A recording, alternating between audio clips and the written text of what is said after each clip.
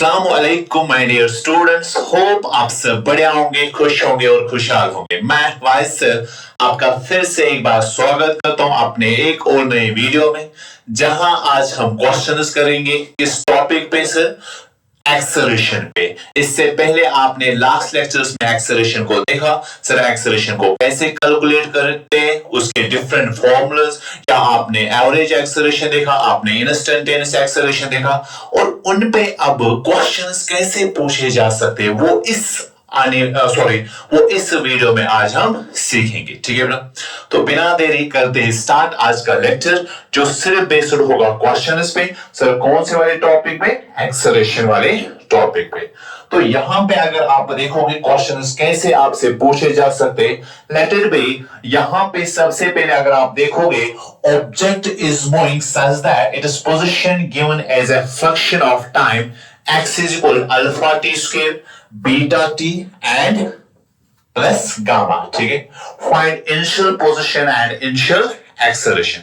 तो यहां पे जब भी ऐसे क्वेश्चंस हो तो सबसे पहले हम यही इक्वेशन यहां पे लिखेंगे, x is equal to alpha T square plus beta T plus gamma. ठीक है, तो यहां पे आपसे पूछा क्या गया है? आपसे पूछा गया है इनिशियल पोजीशन निकाले, ओके सर, और साथ साथ में आपसे पूछा गया है इनिशियल एक्सेलरेशन निकाले। तो यहां पे अगर आप बात करोगे, चाहे इनिशियल पोजीशन आपको निकालनी हो, चाहे इनिशियल एक्सेलरेशन, तो यहां पे सबसे पहले जो इक्वेशन दी गई है पोजीशन की, सर वहां से आप डायरेक्ट निकाल सकते हो क्या? Initial position. हाउ? कैसे? देखिए, जब भी आपका टाइम क्या होगा? जीरो होगा। स्टार्टिंग में जब आप कोई भी चीज स्टार्ट करोगे तो इनिशियल टाइम क्या होगा? लेटर में यहां पे अगर गिवन नहीं है इनिशियल टाइम, तो ऐसे क्वेश्चंस में आप हमेशा क्या करोगे सर? यहां पे आप इनिशियल टाइम जो है वो क्या मानोगे? जीरो। तो at T is equal to zero, at T is equal to zero, जो आपकी पोजीशन होगी वो इनिशियल पोजीशन होगी, जो आपकी एक्सेलरेशन होगी वो भी आपकी इनिशियल एक्सेलरेशन कहलाएगी। तो सबसे पहले हम यहां पे इनिशियल पोजीशन निकालेंगे, इनिशियल पोजीशन निकालेंगे। सर वो कहां पे निकालेंगे? जब टाइम क्या होगा? जीरो। यानी कि गिवन इक्वेशन में आपको क्या करना है? टी के जगह आपको जस्ट वैल्यू पुट क्या करना है? जीरो पुट करना है। तो यहां पे बीटा मल्टीप्लाई में टी है, दैट जीरो प्लस गामा। तो यहां पे अगर आप देखोगे ये बनेगा zero plus gamma, that's equal to gamma. यानी कि इसकी इनिशियल पोजीशन जो आई वो आई गामा। ठीक है बेटा, तो इसी का सेकंड पार्ट जब आप देखोगे, सेकंड पार्ट में आपसे क्या निकालने के लिए पूछा गया है? Initial acceleration. तो यहां पे अगर आपको याद होगा लास्ट लेक्चर में कि पोजीशन अगर गिवन होती है तो पोजीशन से आप कैसे एक्सेलरेशन निकालोगे? तो आपने तीन फॉर्मूलाज पढ़े थे एक्सेलरेशन के लिए, एक d x by d t, sorry d square x by d t square plus और सेकंड वाली फॉर्मूला जो है that's dv by d t, okay sir. और जो थर्ड वाली फॉर्मूला है that is v dv by dx. अब यहां पे और एक डाउट होता है स्टूडेंट्स को, सर आपने तो इंस्टेंटेनियस एक्सेलरेशन के फॉर्मूलाज लिखे, हमें कहां पता है इंस्टेंटेनियस पूछा गया या एवरेज? तो हमेशा याद रखना, जब जिक्र क्वेश्चन में नहीं किया गया हो इंस्टेंटेनियस या एवरेज, तब हमेशा बाय डिफॉल्ट जो एक्सेलरेशन वहां से पूछी गई हो वो हमेशा क्या होती है? Instantaneous acceleration. तो एवरेज जब भी पूछा जाएगा तब आपको यहां पे एवरेज लिखा होगा। ठीक है बेटा, तो यहां पे अगर आप देखोगे सर, जब भी पोजीशन दी गई होती है तो हमेशा हम ये वाली फॉर्मूला यूज करते हैं। उस टाइम हम ये यूज नहीं कर सकते, ना ही ये यूज कर सकते। तो सिंपली आपको इस इक्वेशन को डिफरेंशिएशन करनी है, कितनी टाइम्स? दो बार करनी है। ठीक है, तो सबसे पहले जो इक्वेशन यहां पे लिखी है, x is equal to alpha T square plus beta T plus gamma. Sir इसको डिफरेंशिएट कीजिए, किसके रेस्पेक्ट में सर? टाइम के रेस्पेक्ट में। तो यहां पे क्या मिलेगा हमें? dx by dt। सर यहां पे क्या मिलेगा हमें, D by d T of alpha T square, okay sir, plus D by d T of beta T, okay sir, plus D by d T of gamma. और आपको पता ही है कि डिफरेंशिएशन कैसे की जाती है। अगर नहीं पता है तो जरूरी है आपको मेरे जो डिफरेंशिएशन लेक्चर्स है वो देख के आए, तब जाके आपको यहां ये क्वेश्चन हो सकते हैं, ठीक है।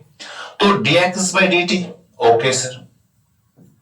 सर ये किसके बराबर मिला हमें, यहां पे अल्फा तो कांस्टेंट है, कांस्टेंट हमेशा बाहर आता है, टी स्क्वायर की डिफरेंशिएशन एज पर रूल जो है दैट्स 2t, क्लियर। और यहां पे अगर आप बात करोगे बीटा और T, beta again constant, differentiation बाहर आएगा तो टी की डिफरेंशिएशन विद रिस्पेक्ट टी 1 होता है। और जब कांस्टेंट के साथ वेरिएबल ना हो और सिंपली आपको कांस्टेंट की डिफरेंशिएशन पूछी जाएगी तो हमेशा क्या होता है, 0 होता है। तो इट मींस यहां पे जो आंसर हमें मिला that's 2 alpha T plus beta, ठीक है बेटा, ठीक है बेटा। सर ये हमें किस चीज का वैल्यू मिला, dx बाई dt का। क्या इसी चीज को आप एक्सेलरेशन कहते हो, नो सर, हमें अगेन इसकी अगेन क्या करनी है, डिफरेंशिएशन करनी है। तो यहां पे अगर आप देखोगे हम फिर से इसकी डिफरेंशिएशन करेंगे। सर डिफरेंशिएट अगेन, जब आप अगेन डिफरेंशिएट करोगे तो यहां पे क्या लिख सकते हो, dx square by dt square that's equal to, sir यहां पे d बाई dt ऑफ किस चीज की होगी, 2 अल्फा टी की, sir plus d by dt of beta, ठीक है बेटा। तो यहां पे अगर आप गौर करोगे, यहां पे अगर आप देखोगे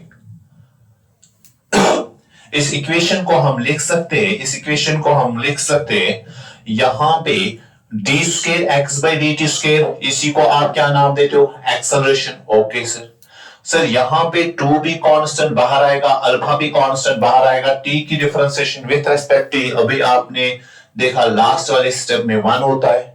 सर बीटा तो कांस्टेंट है और कांस्टेंट की डिफरेंशिएशन क्या आएगी, 0 आएगी।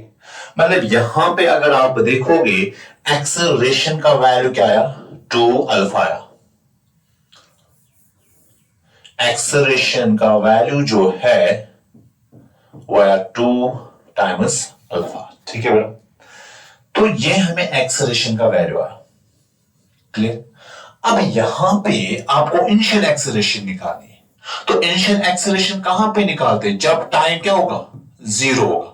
तो जो लास्ट में आपको आंसर मिला एक्सेलरेशन, वहां अगर t है तो t की जगह आप क्या पुट करोगे, 0। बट यहां पे अगर आप देखोगे सर इसमें तो t कहीं नजर नहीं आ रहा है, मतलब यहां पे आप वैल्यू पुट नहीं कर सकते हो, यानी कि यहां पे जो इनिशियल एक्सेलरेशन होगी वो 2 अल्फा ही होगी। सर ऐसे एक्सेलरेशन को आप क्या नाम देते हो, कांस्टेंट एक्सेलरेशन। क्या नाम देते हो, कांस्टेंट एक्सेलरेशन।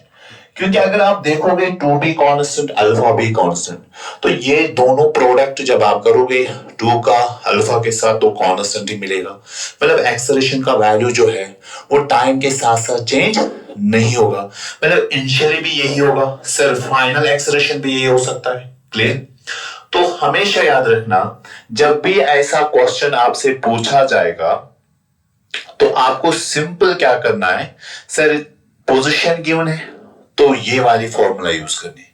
सर आपको 2 बार डिफरेंशिएशन करनी है, फिर जिस टाइम पे आपको एक्सेलरेशन पूछी जाए, देखो यहां पे इनिशियल एक्सेलरेशन लिखा था तो आपने टी का वैल्यू क्या देना है, 0। बट अगर यहां पे मैं लिखता acceleration at T is equal to 2 second, at T is equal to, तो जहां पे टी होता वहां टी की जगह आपको वैल्यू पुट करना था 2, ठीक है बेटा। तो इस तरह से आप किसी भी इंस्टेंट पे एक्सेलरेशन निकाल सकते हो। चलिए देखिए, object is moving such that its position given as x is equal to t cube plus 4t, the acceleration at t is equal to 1 second। मतलब यहां पे अगर आप देखोगे 2t क्यूब प्लस 4।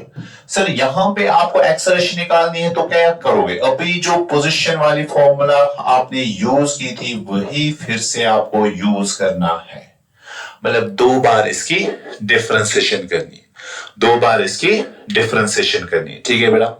तो सिंपली आपको यहां पे लास्ट में अगर आप देखोगे, मैं आपके लिए आंसर लिख के रखूंगा, सर ये क्वेश्चन आप खुद करोगे सेम पैटर्न पे जो लास्ट क्वेश्चन मैंने दिखाया, तो आंसर जो आपका आएगा वो आएगा 6t स्क्वायर 612 12t आएगा, ठीक है।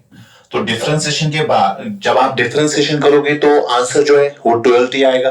उसके बाद आपको at t is equal to 1 second पे, at t is equal to 1 second पे एक्सेलरेशन निकालनी। तो वहां पे जब आप एक्सेलरेशन निकालोगे t is equal to 1 second पे, मतलब जहां t होगा वहां आपको वैल्यू क्या करना है, put 1, that means 12 metre per second square, ये आएगा आंसर, फाइनल आंसर, ठीक है बेटा। तो ये क्वेश्चन आप खुद करोगे, देख लेना खुद से। चलिए next question, the velocity of moving object is, इस टाइम जो है वेलोसिटी दी गई है, वेलोसिटी दी गई है v is equal to 2t square plus 2t plus 4, then acceleration at t is equal to 2 second is।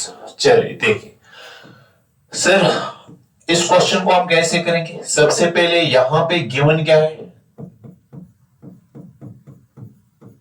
Given क्या है सर, यहां पे अगर आप देखो वेलोसिटी दी गई है, सर एक्सेलरेशन निकालनी है, सर किस टाइम पे, t is equal to 2 second पे, मतलब कौन सी एक्सेलरेशन है, अगर यहां पे लिखा होता है acceleration in 2 seconds, in 2 seconds, ध्यान से देखना, इन टाइम 2 सेकंड्स, मतलब ये जो है ये 0 से लेके 2 तक आता है, ये जो टाइम है इन 2 सेकंड्स का मतलब है 0 से लेके 2 तक, इसमें 1 सेकंड भी आएगा, इसमें 1.5 सेकंड भी आएगा, ठीक है बेटा, मतलब ये टाइम इंटरवल बन गया। और जब भी आपको टाइम इंटरवल में पूछा जाएगा एक्सेलरेशन, उस टाइम आप हमेशा निकालते हो एवरेज।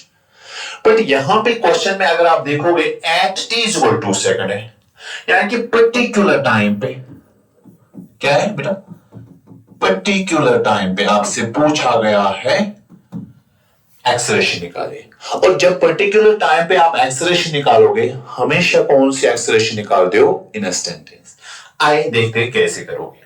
सर सबसे पहले 3 फॉर्मूलाज में कौन सी फॉर्मूला यूज करोगे, a is equal to d square x by d t square, क्या ये यूज करेंगे, या a is equal to dv by dt, या a is equal to v dv by dx।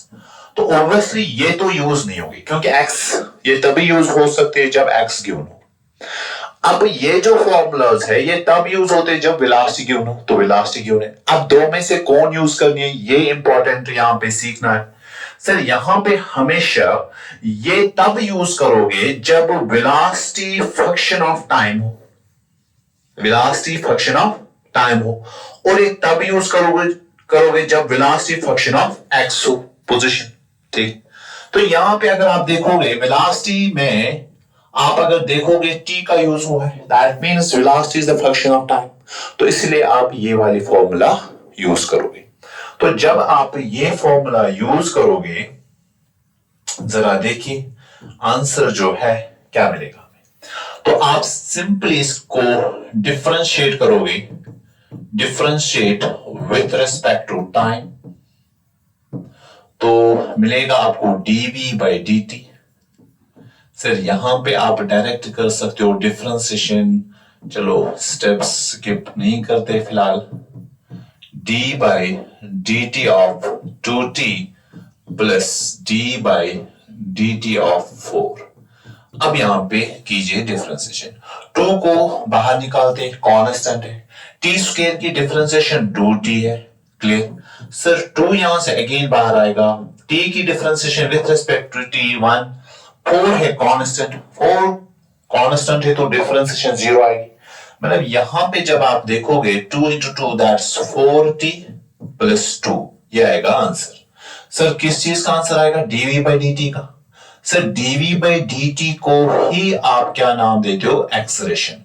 मतलब यहां पे एक्सेलरेशन जो है दैट्स 4t + 2 मिला। ठीक है बेटा। अब यहां पे आपको लास्ट में क्या पूछा गया है? आपको एक्सेलरेशन निकालनी है, बट कौन से वाले टाइम पे? 2 सेकंड पे।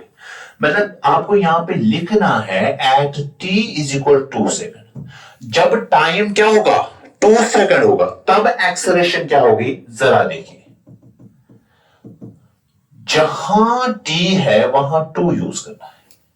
जहां पे t होगा वहां पे जस्ट आपको क्या यूज करना है? 2 यूज करना है, और प्लस यहां पे 2 ऐसे रहेगा। ठीक है, 4 2 8 8 + 2 that is 10 metre per second square. Clear बेटा?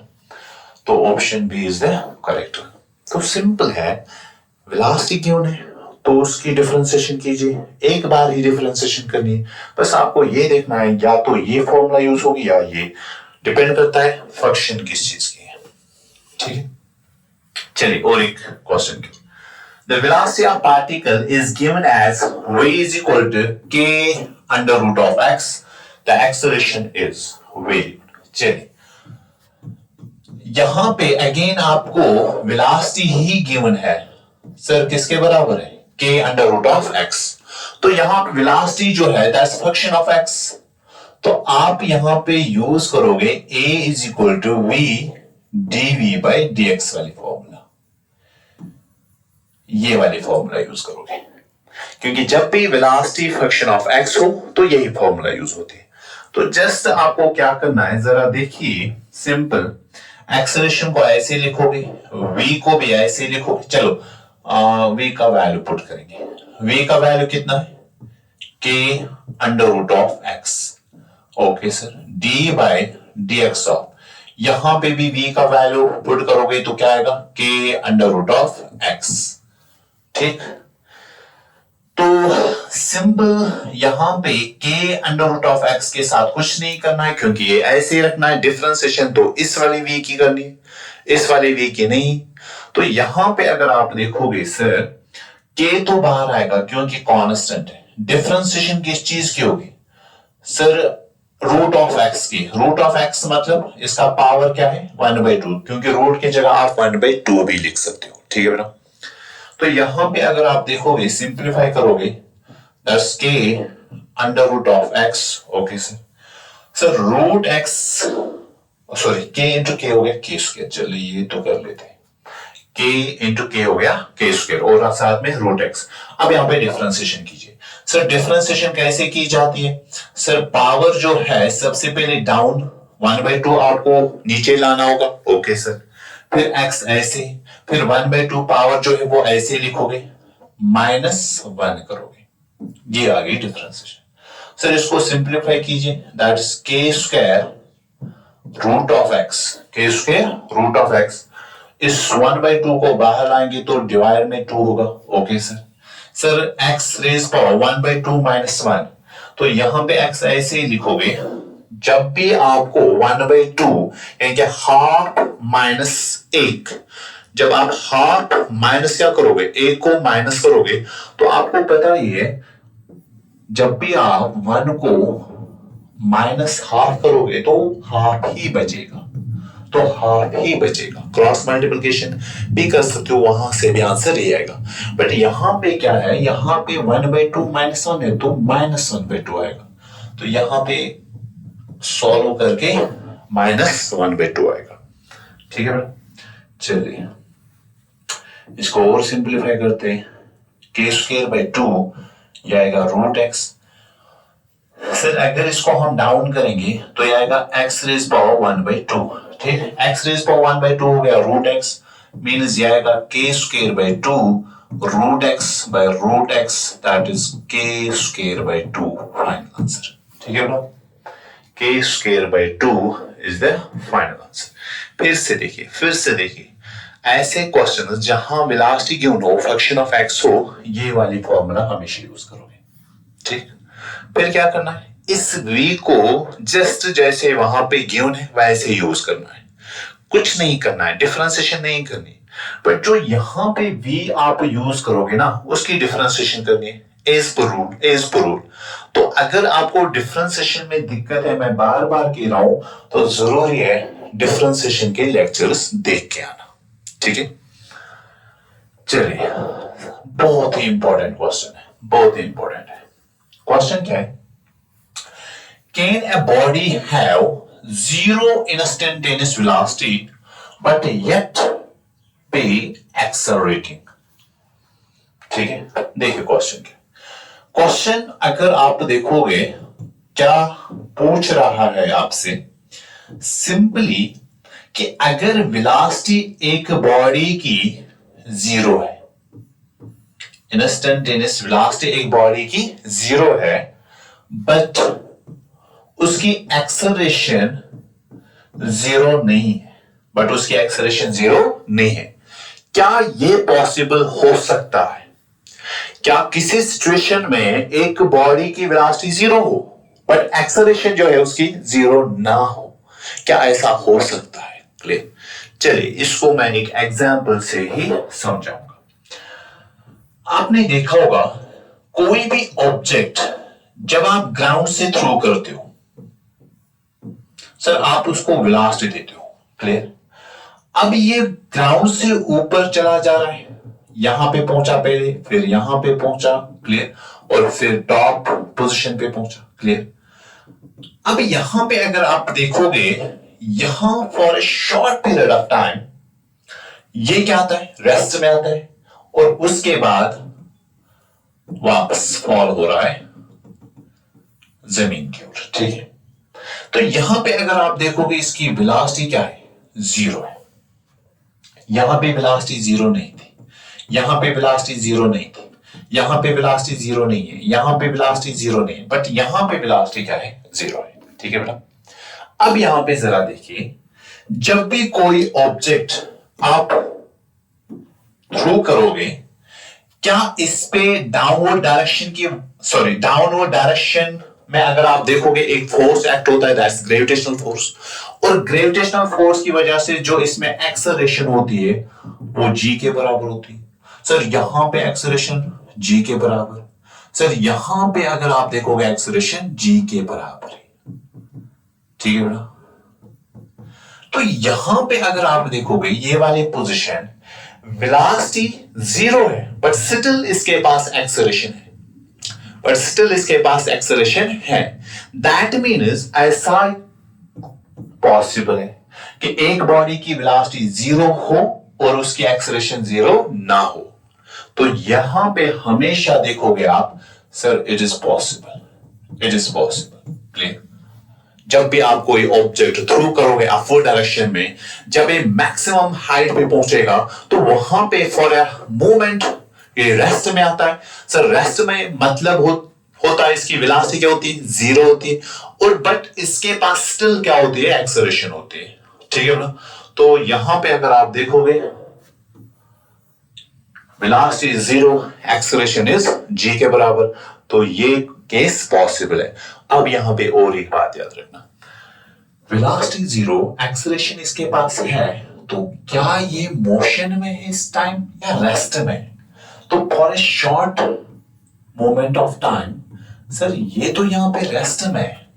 मीन्स जब भी आपसे velocity is equal to zero और acceleration not equal to zero हो, तो हमेशा ये कहोगे sir yes it is possible, और ये हमें डिनोट करता है बॉडी इज इन रेस्ट, या body is at rest, sorry body is at rest, clear बेटा। तो यहां पे आपके लिए और एक पॉइंट मैं ऐड कर सकता हूं, सर अगर वेलोसिटी जीरो हो और एक्सेलरेशन भी जीरो है, क्या ये पॉसिबल है? यस, ये भी पॉसिबल है, ये भी पॉसिबल है। सर ये क्या रिप्रेजेंट करता है? अगेन रिप्रेजेंट करता है रेस्ट, क्लियर। अब आपके लिए और एक क्वेश्चन यहां पे, सर अगर velocity not equal to zero but acceleration जो है वो जीरो, क्या बॉडी रेस्ट में है? सबसे पहले क्या ये पॉसिबल है कि नहीं? पॉज कीजिए वीडियो को और सोचिए इसका आंसर, ठीक। और साथ साथ में ये भी बताएं सर रिप्रेजेंट क्या कर रहा है, रेस्ट या मोशन। क्लियर? होप आपने किया होगा, होप आपने किया होगा। चलिए देखिए, अगर यहां पे हम बात करेंगे velocity is not equal to zero, a is equal to zero, sir क्या ये पॉसिबल है? यस सर, ये पॉसिबल है। सर ये क्या बॉडी रेस्ट में होगी या मोशन में? मोशन में, बट कौन से वाले मोशन में? यूनिफॉर्म मोशन में। अरे आपने पढ़ा है ना, यूनिफॉर्म मोशन मतलब वेलोसिटी क्या है? कांस्टेंट है। वेलोसिटी क्या है? कांस्टेंट है। जब वेलोसिटी कांस्टेंट हो, एक्सेलरेशन तो जीरो ही होगी ना। एक्सेलरेशन तो जीरो होगी, क्योंकि एक्सेलरेशन मतलब चेंज इन वेलोसिटी। जब वेलोसिटी कांस्टेंट रहे तो एक्सेलरेशन जीरो, और वेलोसिटी कांस्टेंट का मतलब बॉडी किस में? मोशन में। इट मींस ये कौन सी मोशन में होगा? यूनिफॉर्म मोशन में होगा। और एक यहां पे ऐड आप कर सकते हो, जरा देखिए,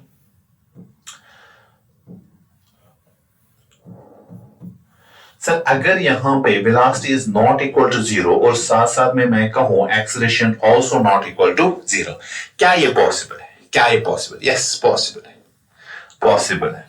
सर क्या रिप्रेजेंट करता है? मोशन। कौन सी मोशन? Accelerated motion. अरे ऑब्वियसली जब एक्सेलरेशन होगी तो एक्सेलरेटेड मोशन ही होगी ना। एक्सेलरेशन भी होगी, वेलोसिटी भी होगी, तो एक्सेलरेटेड मोशन ही होगी। क्लियर? अगर वेलोसिटी जीरो होता तो रेस्ट में आप कह सकते थे, जो पहला केस था। Clear? But velocity is not equal to zero, that means ये मोशन में, बट कौन सी वाली मोशन में? एक्सेलरेशन अगर जीरो नहीं है तो एक्सेलरेटेड मोशन में। क्लियर? तो क्वेश्चन ये था, तो इसमें आपने और तीन बातें ऐड की, बहुत ही इंपॉर्टेंट है, बहुत ही इंपॉर्टेंट है। चले इसको बाद में करते हैं, पहले इसको करते हैं। हाँ चलिए, यहां पे देखिए, at any instant of time the direction of change in velocity and acceleration are different। ये तो आपको पता ही है, ये तो आपको आना ही चाहिए। सर आपने ये पढ़ा कि एक्सेलरेशन की जो डायरेक्शन है वो in the direction of force होगी, in the direction of net force होगी, या आपने ये याद रखा था in the direction of change in velocity, in the direction of change in velocity. जिस डायरेक्शन में वेलोसिटी चेंज होगी उसी डायरेक्शन में भी एक्सेलरेशन की डायरेक्शन होगी। तो यहां पे अगर आप देखोगे ये क्वेश्चन जो है पूछ रहा है at any instant of time the direction of change in velocity and acceleration are different. मतलब अगर चेंज इन वेलोसिटी जो है उसकी डायरेक्शन ये है, चेंज इन वेलोसिटी इस डायरेक्शन में, इसके कहने का मतलब है एक्सेलरेशन ये हो सकता है वो उसके अपोजिट में हो, ये उसके अपोजिट। क्या ये ट्रू है? क्या ये ट्रू है? पर आपने क्या पढ़ा? एक्सेलरेशन हमेशा किस डायरेक्शन में होती है? Change in velocity. जहां चेंज इन वेलोसिटी होगी उसी डायरेक्शन में एक्सेलरेशन भी होगी, बट क्वेश्चन कह रहा है कि अपोजिट में होगा, हो सकता है।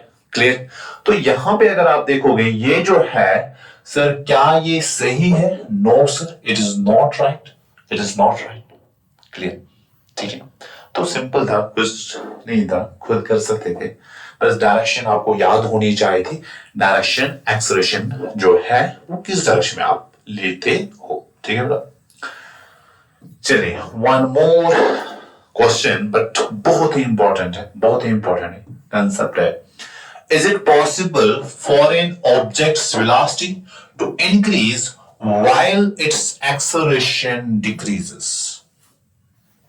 While its acceleration decreases।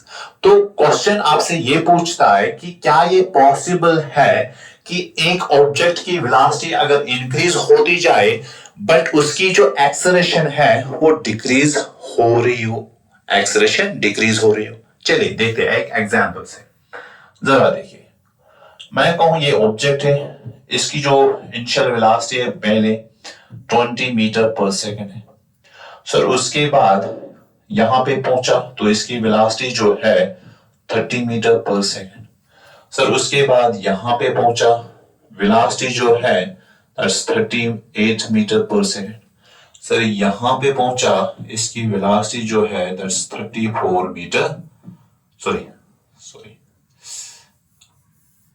42 metre per second, 42 metre per second.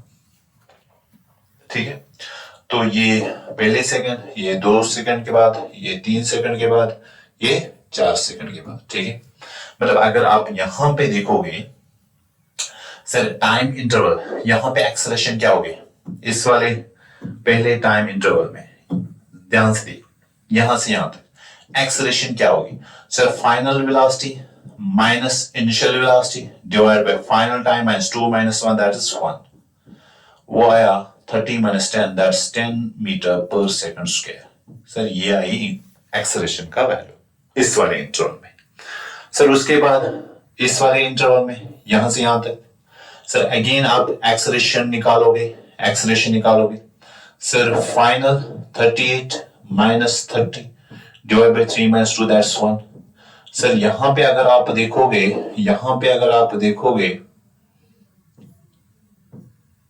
38 minus 30 that's 8 metre per second square, ये यहां पे एक्सेलरेशन का वैल्यू मिला।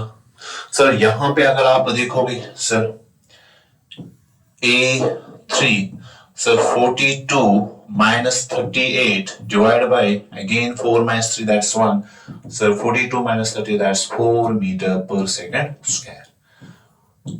ध्यान से देखिए वैल्यूज को। सर अगर यहां पे आप बात करोगे वेलोसिटी 20 है, उसके बाद 30, उसके बाद 38, उसके बाद 42, मींस वेलोसिटी जो है ना वो इंक्रीज हो रही है, बट इस बॉडी की एक्सेलरेशन अगर आप देखोगे पहले 10 फिर 8 फिर 4, मतलब एक्सेलरेशन जो है वो डिक्रीज हो रही है। क्लियर?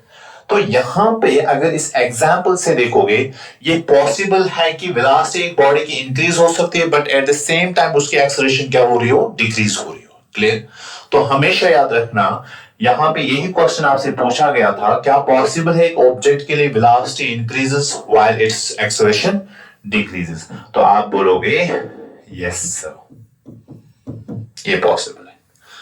अच्छा, अगर आपको इसी को उल्टा पूछा जाएगा क्या ये पॉसिबल है एक ऑब्जेक्ट के लिए वेलोसिटी डिक्रीज हो, velocity decreases while its acceleration increases, ये आपके लिए होमवर्क है। होमवर्क क्या है? Is it possible for an object velocity increases, sorry velocity question जो था पहले इंक्रीज था वो मैंने दिखाया, आपके लिए क्या है वेलोसिटी डिक्रीज हो रही है और एक्सेलरेशन जो है वो इंक्रीज। मतलब सिंपल अगर आप देखोगे मैं ये कहूं कि एक बॉडी की वेलोसिटी डिक्रीज हो रही है और उसकी एक्सेलरेशन इंक्रीज हो रही हो, क्या ये पॉसिबल है? आपको इसका आंसर बताना है, कमेंट्स में बता सकते हो यस और नो टाइप करके।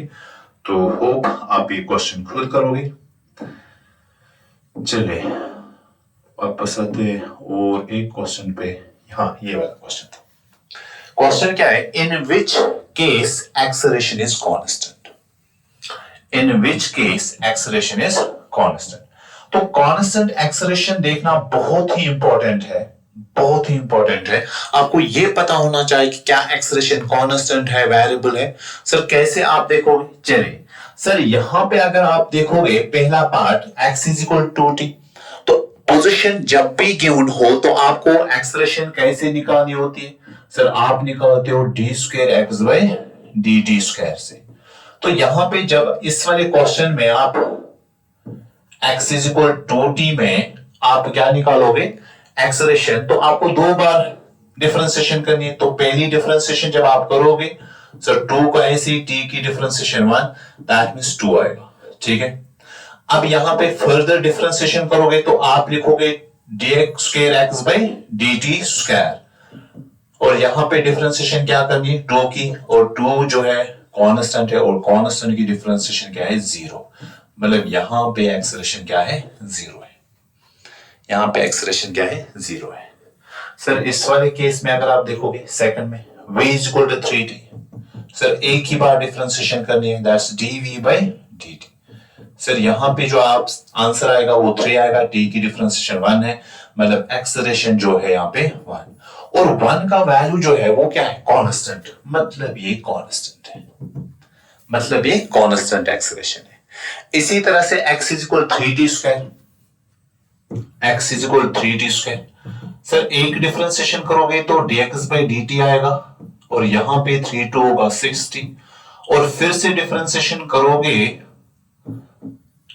जो आप एक्सेलरेशन कह सकते हो that's equal to 6 into 1 that's 6, तो अगेन क्या आएगा, कांस्टेंट एक्सेलरेशन आएगी। क्लियर।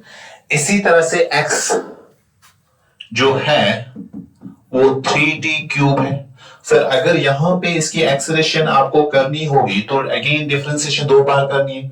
सर जब आप पहली डिफरेंशिएशन करोगे सो आप लिख सकते हो 3 into 3 दैट्स 9t स्क्वायर, और जब फर्दर डिफरेंशिएशन करोगे तो d square x by dt square जो है 9 to 18t।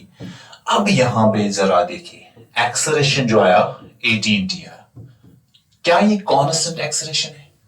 कांस्टेंट एक्सेलरेशन है? नो, यहां पे t जरूरी है, और t अगर है मींस t जो है इसको आप 1 भी वैल्यू पुट कर सकते हो, 1 सेकंड 2 सेकंड 3 सेकंड 4 सेकंड, क्योंकि टाइम तो हमेशा अगर आप देखोगे ये तो फिक्स्ड नहीं रहेगा, टाइम हमेशा क्या रहता है, चेंज होता जा रहा है।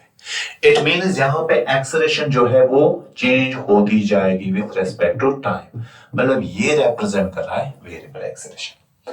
तो यहां पे अगर आप देखोगे इसी तरह से ये वाला part v is equal 3t square, sir आप dv बाई dt निकालोगे यहां पे तो क्या आएगा, 6t आएगा, और यही जो है 6t एक्सेलरेशन का वैल्यू है।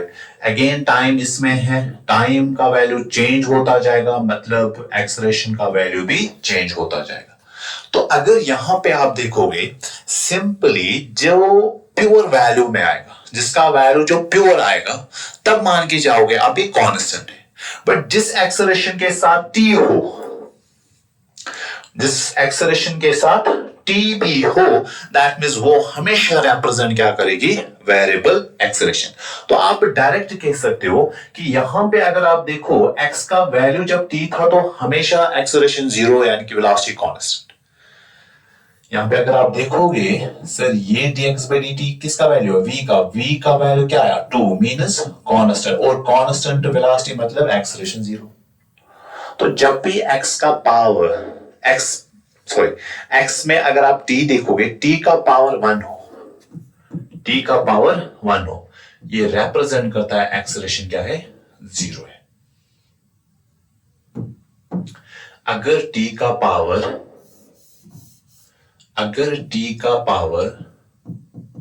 1 हो तो हमेशा याद रखना कि एक्सेलरेशन जो है उस टाइम वो तो 0 होगी। इसी तरह से अगर यहां पे देखोगे x में ही सर t का पावर अगर 2 होगा तो एक्सेलरेशन यहां पे कांस्टेंट होती है। अगर t का पावर 3 होगा तो एक्सेलरेशन जो है वेरिएबल।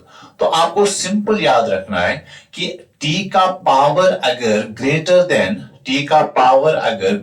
देन 2 होगा तब जाके वेरिएबल एक्सेलरेशन होगी। अदरवाइज हमेशा अगर आप देखोगे सर जब भी t का पावर लेस देन 2 होगा तो एक्सेलरेशन हमेशा क्या होती है, कांस्टेंट होती है। तो यहां पे अगर आप देखोगे इस क्वेश्चन में आपने ये सीखा कि वेरिएबल एक्सेलरेशन आप कैसे कह सकते हो, इसी तरह से कांस्टेंट एक्सेलरेशन आप कब कह सकते हो। चलिए देखते हैं और एक क्वेश्चन की ओर। हाँ चलिए देखिए सर, अगर यहां पे आप बात करोगे, 2 पॉइंट्स यहां पे लिखे हैं मैंने, when only magnitude of velocity changes then acceleration is parallel or anti-parallel to velocity, और जो दूसरा पॉइंट है when only direction of velocity changes then velocity is perpendicular to velocity। In 2 points को समझते हैं। चलिए देखिए, अगर ये एक बॉडी है बेटा और ये है वेलोसिटी की डायरेक्शन, और साथ साथ में मैं ये कहूं कि एक्सेलरेशन भी इसी डायरेक्शन में है, एक बॉडी की वेलोसिटी और एक्सेलरेशन दोनों सेम डायरेक्शन में है, दैट मीन्स आप कहोगे दोनों आपस में क्या है, पैरेलल है। तो हमेशा याद रखना जब भी ऐसा होता है, आपने लास्ट लेक्चर्स में देखा, उस टाइम जो स्पीड है वो इंक्रीज होगी और डायरेक्शन जो है वो सेम रहेगी, मतलब डायरेक्शन पे कोई भी इफेक्ट नहीं होगा। चलिए दूसरा केस, अगर इसी में आप देखोगे, ये जो बॉडी है इसकी वेलोसिटी इस डायरेक्शन में और जो एक्सेलरेशन है वो इस डायरेक्शन में। क्लियर?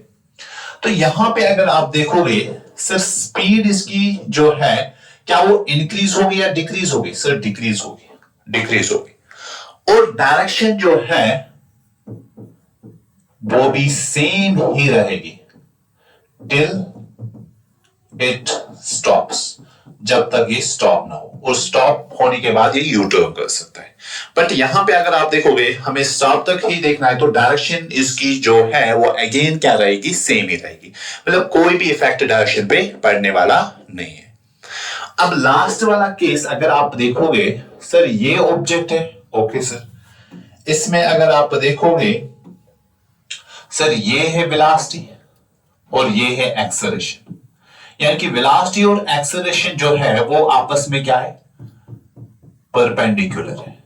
ठीक है बेटा, जब दो वेलोसिटी और एक्सेलरेशन आपस में परपेंडिकुलर हो तब जाके क्या यहां पे स्पीड जो है वो चेंज होगी? नो सर, वो हमेशा सेम रहेगी। बट यहां पे जो है सर डायरेक्शन जो है वो चेंज होगी, वो चेंज होगी। मतलब जब भी एक्सेलरेशन पैरेलल में हो या एंटी पैरेलल में हो, हमेशा याद रखना है आपको कि सिर्फ स्पीड जो है बॉडी की वो चेंज हो सकती है, स्पीड जो है वो चेंज हो सकती है। बट अगर एक्सेलरेशन जो है वो परपेंडिकुलर में हो तब जाके आप ये कह सकते हो सर स्पीड जो है वो सेम रह सकती है, पर डायरेक्शन जो है वो हमेशा उस टाइम चेंज होगी। मतलब परपेंडिकुलर एक्सेलरेशन जो है वो रेस्पॉन्सिबल है किस चीज के लिए? डायरेक्शन चेंज करने के लिए। और पैरेलल में जो एक्सेलरेशन होगी वो रेस्पॉन्सिबल है स्पीड चेंज करने के लिए। और यहां पे हमेशा याद रखना, पैरेलल और एंटी पैरेलल एक्सेलरेशन को आप एक और नाम से जानते हो, दैट्स टेंजेंशियल एक्सेलरेशन, और जो टेंजेंशियल एक्सेलरेशन, ठीक, जो आप सर्कल्स में पढ़ोगे, और परपेंडिकुलर जो है इस एक्सेलरेशन को आप सेंट्रीपिटल एक्सेलरेशन कहते हो। ठीक है बेटा, क्लियर? तो ये कुछ कंसेप्ट्स थे किसके रिगार्डिंग? एक्सेलरेशन के रिगार्डिंग। तो आई होप कि आपने ये सब अंडरस्टैंड किए होंगे। इस तरह से जो टॉपिक एक्सेलरेशन था वो हमने आज कंप्लीट किया। तो इंशाल्लाह हम मिलते हैं एक और नए वीडियो में, जहां हम एक नए टॉपिक के साथ आएंगे और उस पर बात करेंगे। तब तक के लिए दीजिए इजाजत। अल्लाह हाफिज।